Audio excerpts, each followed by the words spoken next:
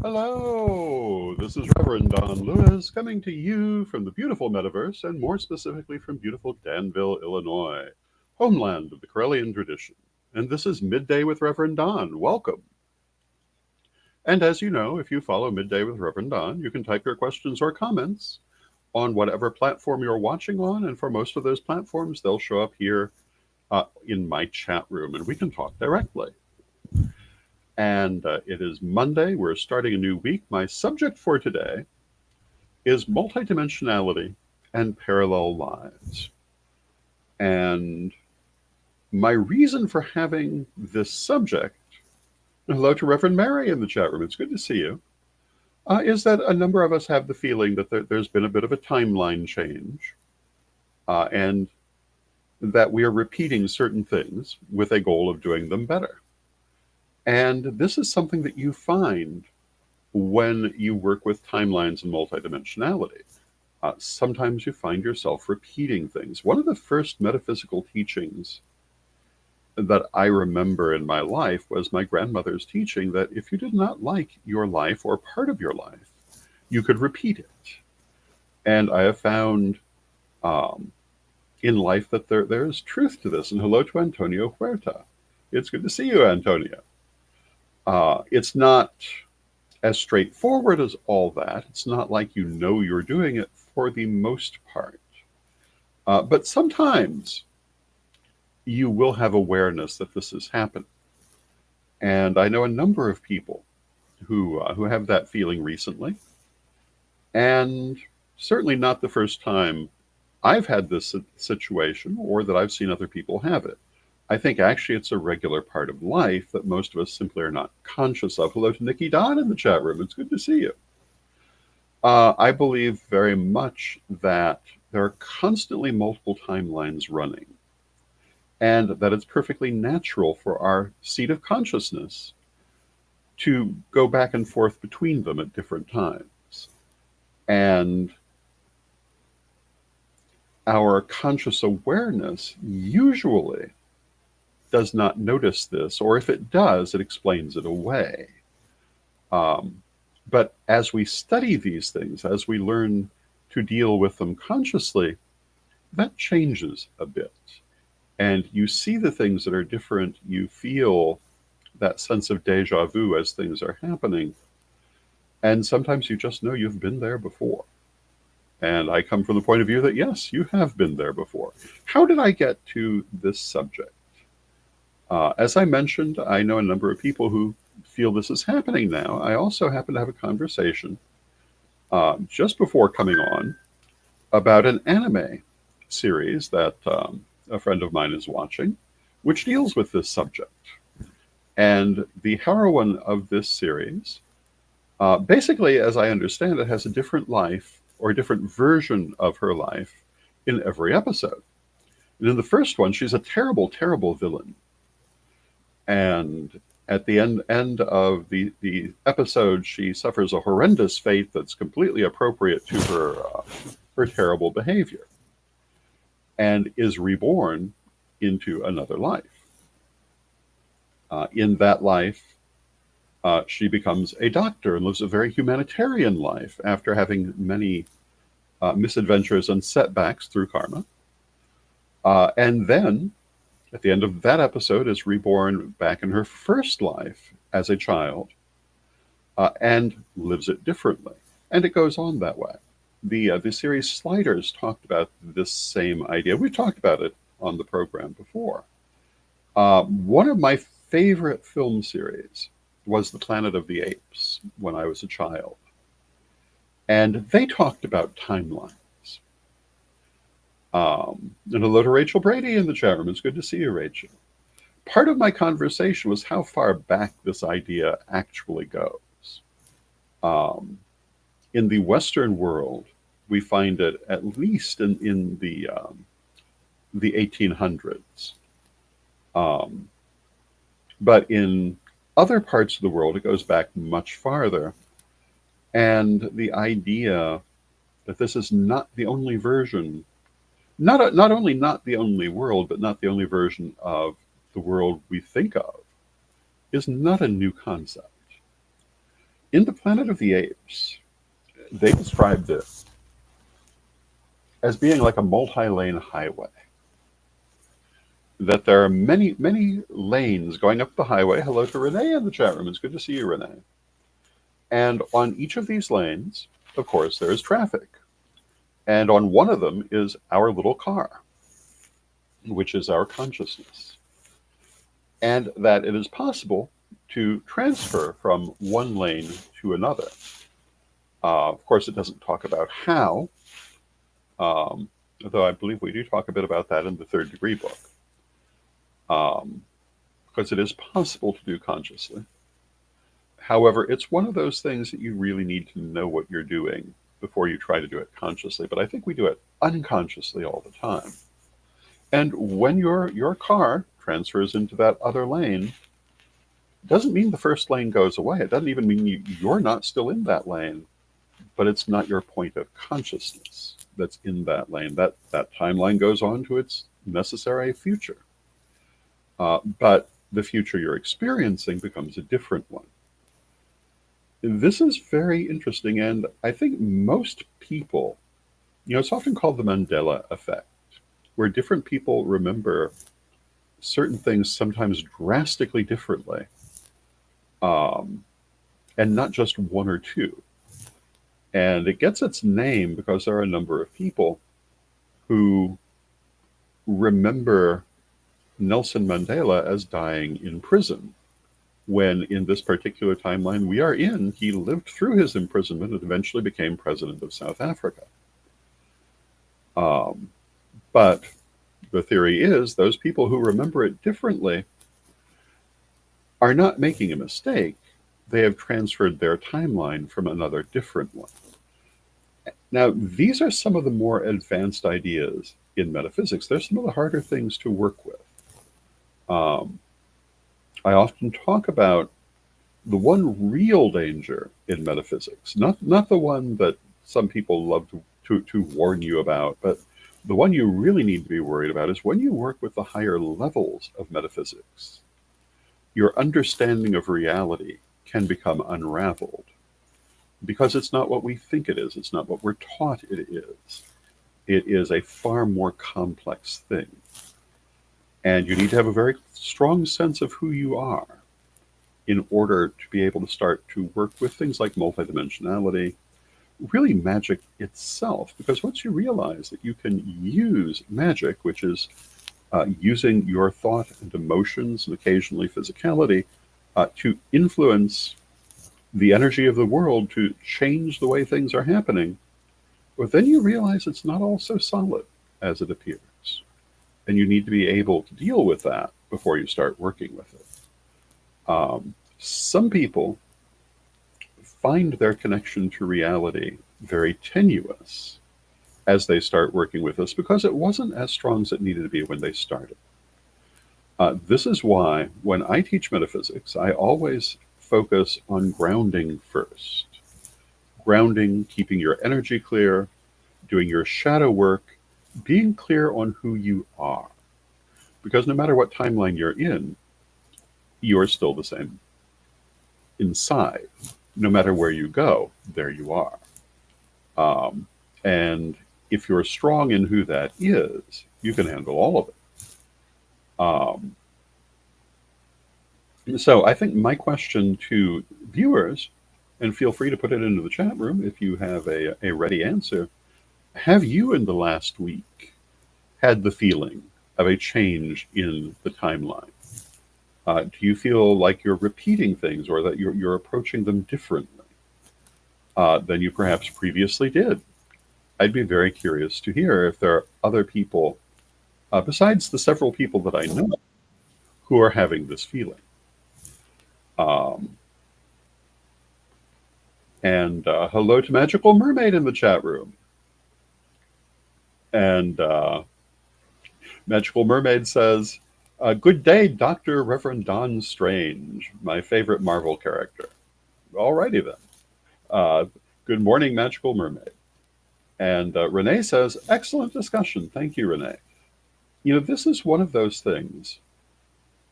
People often ask, where are the the deeper teachings of magic. And the truth is, they're all over the place. But very often, the people who think they cannot find the deeper teachings of magic have a very misguided idea of what they are. A lot of times, they just think it's a more detailed cookbook. But the truth is, a cookbook is never the deeper teaching of anything. Even cooking, when you actually understand cooking, it's not just a list of recipes. It's understanding of the ingredients and how they function and how they work together, independent of recipes, that ultimately comes from knowing how to cook. And then you can put anything together by knowing what it will do. You really understanding cooking is understanding how to use the stove and the oven and the microwave or whatever you're using to get the effect that you want to have without having someone else tell you how to do it. Magic is the same way. Magic is understanding how we affect reality, the different techniques we can use to do it, and not having to refer to the book while you're doing it. That is the deeper understanding of magic. And Magical Mermaid says, I feel the energy of nostalgia and timelines being open. I feel, I often talk about Lady Bitterwind. Lady Bitterwind, as you will remember, is my beloved sister, now among the ancestors. Fascinating woman. Her birthday just passed in February. She was a woman who saw everything in her own very particular way.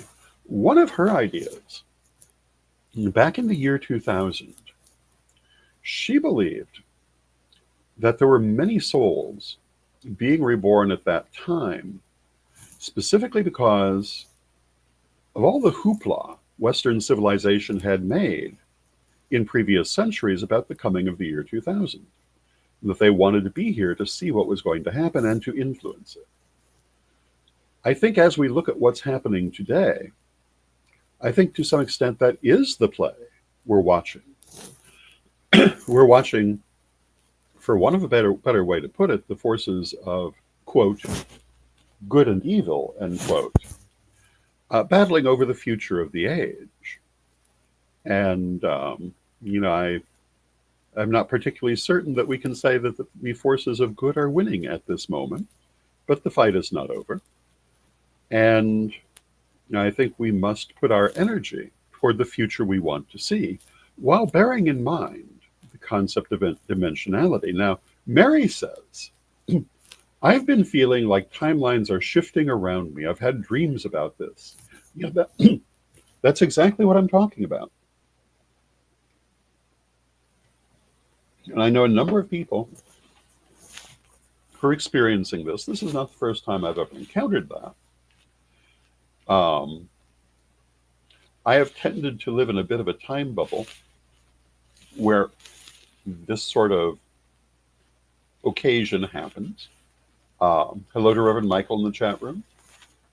Being associated with Ed the Pagan has only strengthened that, because Ed the Pagan is probably the most powerful chronomage I have ever known, and is in a constant state of temporal disruption. And hello to Steve Taylor in the chat room. It's good to see you.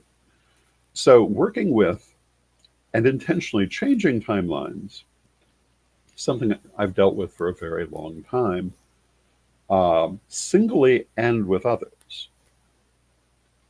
The one thing that I will say in our short period of time here is that when it comes to intentionally changing them, you want to be very careful what you're doing, because what you think may happen may not be what happens. You may think if you change this one little thing, everything will be perfect, and find that that's not quite at all what happens. It's a big deal to consciously change a timeline. When we do it unconsciously, I think we have a lot more understanding of what we're doing, and I think we need to learn how to do this with more understanding consciously. I think it's one of the great frontiers of magic at this time. Um, so I'm going to tell you a story. I may have told this story before, but I don't tell it in public very often. But I'm going to tell it today. And this is a story from J&M Psychic Fairs. And Novala Suter, one of the star readers at J&M Psychic Fairs, could vouch for this story if you want someone to vouch for it. Ed the Pagan can vouch for the story. Many, many years ago, a man came to the psychic fair claiming to be a time traveler from 50 years in the future. This was the mid-1980s. The Soviet Union was still standing. The United States was 100% against the Soviet Union, for the most part. This man said that he had come from 50 years in the future, where the United States and Russia had become one country, united against Europe. And he said that he had come back in time to try to rally people against this, to change that timeline. This was a huge deal to the psychics at J&M Psychic Fairs, who were divided on whether they believed it or not. I was divided in whether I believed it or not, because in the 1980s, this was unthinkable. I mean, it was completely against any intuitive thought anyone would have had. I think about it a lot today, however. He told his story. He said that he was going to psychic fairs because he thought the people there would be open-minded enough to accept that he was a time traveler. At the end of telling his story, he went out at the end of the day with other people into the parking lot. And according to Rosemary Fletcher, she turned around and he simply was no longer there. Of course, what does that mean? That can happen all the time. It was a very interesting experience. Something that for many years, I think a lot of people who experienced it laughed off. It's not so laughable today. It's a very interesting thing today, as we look at the way the world is going. Coming back to the issue of timelines, why would you have gone back in time if this was something that must happen? Well, the answer is you wouldn't. Obviously, this man felt he could change at least part of the timeline for the future. The other interesting thing, because we're right at about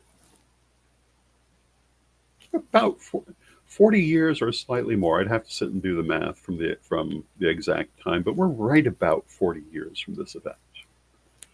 So we're about 10 years short of his time frame. So it's very interesting that I'm talking about chronomagic and multidimensionality as the great frontier of magic at this time, right before such an interesting possible demonstration only a few years in the future. I'm very curious for what I may yet live to see in this timeline and may yet be involved in. Now, I've been involved in time magic. I write about it a bit in Third Degree. A lot has happened since I wrote Third Degree. I am a full believer in the possibility of this and also in dimensionality. But it's not something that is easily done consciously. And as I said earlier, if you try to do it consciously, be very cautious how you do it. Things beyond what you mean to change can change. One of the things I've sometimes experienced more than once in life is finding out that someone who I was quite certain had passed among the ancestors was still living because of what I would attribute to a change in dimension, a change from one parallel to another parallel. And I believe very much that there are parallels for most of the choices, the important choices we make in life. Now, I do not believe that there is a parallel of this dimension where I chose a blue shirt today instead of a purple one. I don't think that sort of thing creates a parallel timeline. But we're right about 2 years from when I got out of the hospital. And I'm quite certain there are other parallels where I never left that hospital or even lived to make it into the hospital. I'm sure there are other parallels where I am no longer a feature in the world. I've felt for many years that there is a parallel where I died in 1990, and probably maybe a couple of other times. I think there are also parallels where I was never ill, and my life is simply on a very different track. And you can use meditation to see other parallels of your lives, and I think everyone has multiple parallels. You can look for parallels of your existing life. You can also look at other manifestations of your soul. We talk about this also in Third Degree. Lady Crystal was very, very concerned with these subjects. She taught a lot about it. And she used meditation to try to see other lives her soul was living. And she described one in particular that she saw frequently, in which she was an artist living in Chicago with red hair. And there were various other details that I won't go into because I don't want to be too precise for reasons that will become obvious. But several years later, I happened to meet a woman who was an artist living in Chicago with red hair, who I pretty much instantly knew was another manifestation of Crystal's soul. I knew it was the woman she had been seeing. And I looked at her artwork, and it was very much the sort of thing that I think Crystal would have liked to have done. Now, Crystal was an artist in this life, but she never got terribly far with it. She had other focuses that she put her emphasis on. But in that life, it was art. I'm sure there's another parallel of my life where I'm purely an artist. But these are interesting things to stop and think about. And when we talk about the greater practice of magic, these are the places we come to. We come ultimately to the fact that reality is far more fluid than we give it credit for, and far more adjustable than we give it credit for. And adjusting it doesn't mean that one version ceases to exist. It means we've created another one, and another one, and another one. Parts of our soul are spread throughout all of these, but where our current point of consciousness is precise. And, meditating on this subject is a pretty deep meditation.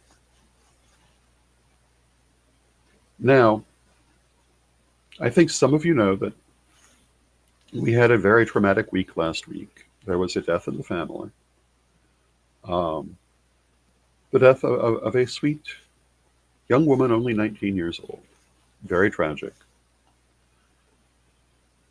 And certainly a time to make you stop and think about the reasons for life, the nature of life, how we live, and ultimately dimensionality.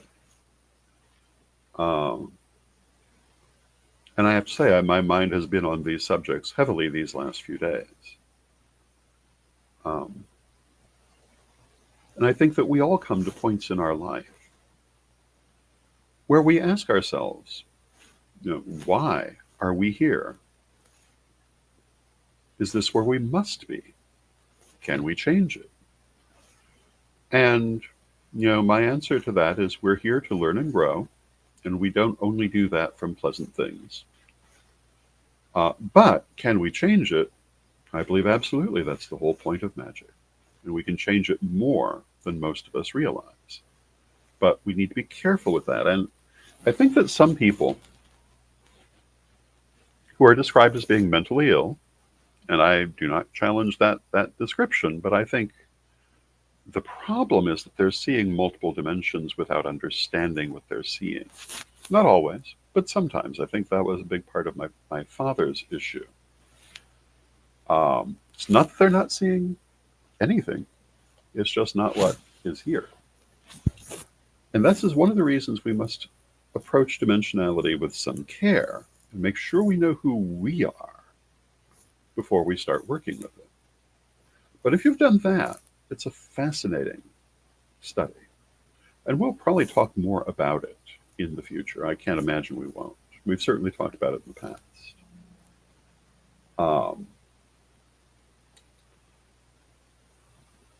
For most people, when this happens, when they have switched from one timeline to another, they convince themselves that the differences they see are merely their imagination.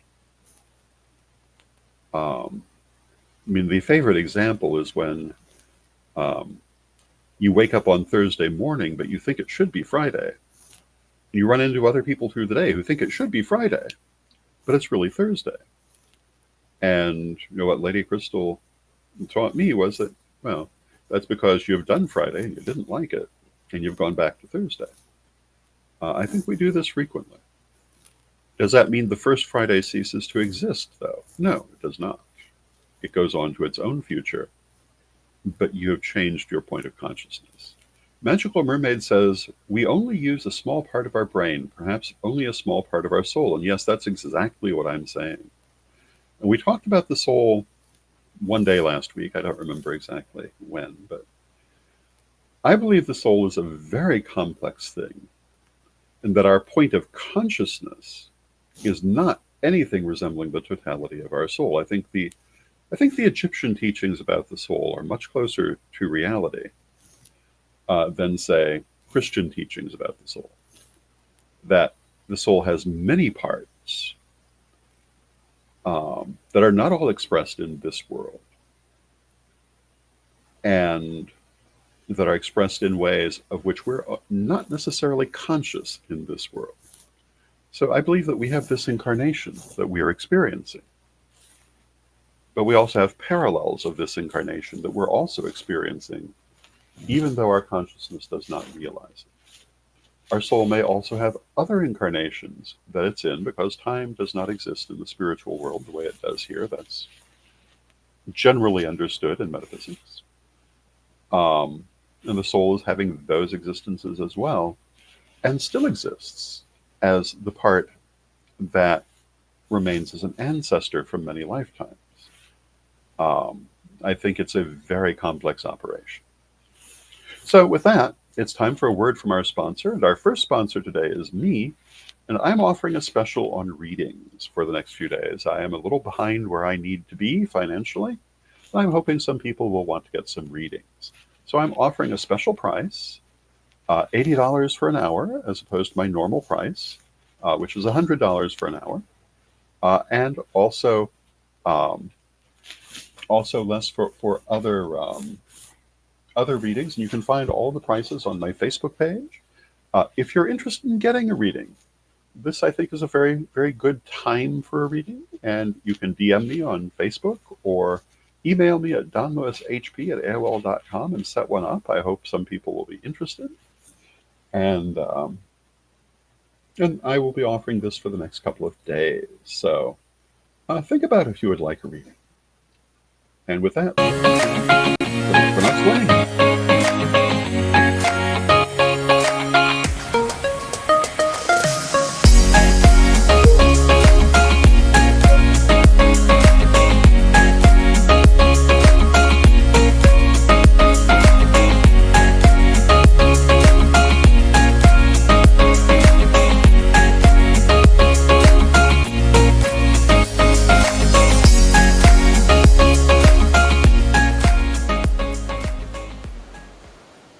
Ready to unlock the secrets of the universe? Join me, Reverend Don Lewis, for my metaphysical and magic auctions at Gaia Thrift at whatnot.com. Discover fascinating artifacts, mystical crystals, and rare and unusual books that could change your life. Don't miss this chance to bring a little magic into your world.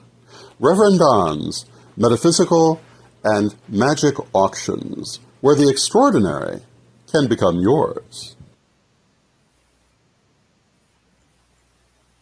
And thank you to our sponsors, Reverend Don's Metaphysical and Magic Auctions and Equinox Learning Hub. Our next auction will be this Friday night at 7 p.m. Central, and we'll be auctioning particularly metaphysical items. I hope you'll join us for that.